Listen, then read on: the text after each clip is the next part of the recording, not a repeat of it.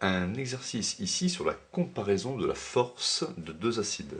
Alors, on dispose d'une solution A d'un acide à la concentration C1 est égal à 4,10-3 mol par litre. Le pH de cette solution est égal à 3,3. Et on dispose par ailleurs d'une solution B d'un autre acide de concentration C2 est égal à 5,10-3 mol par litre, de pH 2,3. Il faut comparer la force de ces deux acides.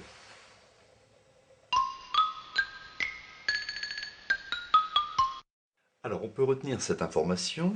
Nous allons calculer pour chacune des deux solutions la concentration en ion hydronium, H3+, et si on trouve que la concentration H3+, est égale à la concentration en acide introduit, eh bien on va considérer que l'acide est fort, c'est-à-dire que l'acide réagit totalement sur l'eau.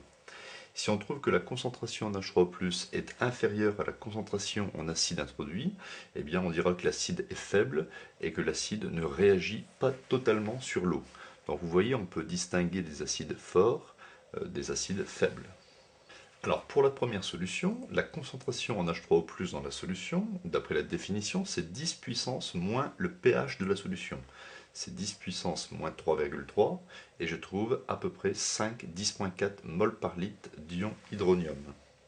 Pour la deuxième solution, la concentration en H3O+ est égale à 10 puissance moins pH. Le pH c'est 2,3, donc je trouve à peu près 5,10-3 mol par litre. Donc, en conclusion, ici, pour la première solution, la concentration en H3O+ est inférieure à la concentration molaire en acide introduit, qui était de 4,10-3, donc cet acide A est faible.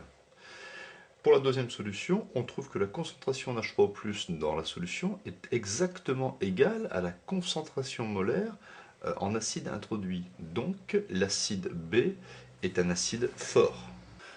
Et donc, B est un acide plus fort que A. B réagit ici totalement avec l'eau, puisque c'est un acide fort, et A ne réagit que partiellement sur l'eau.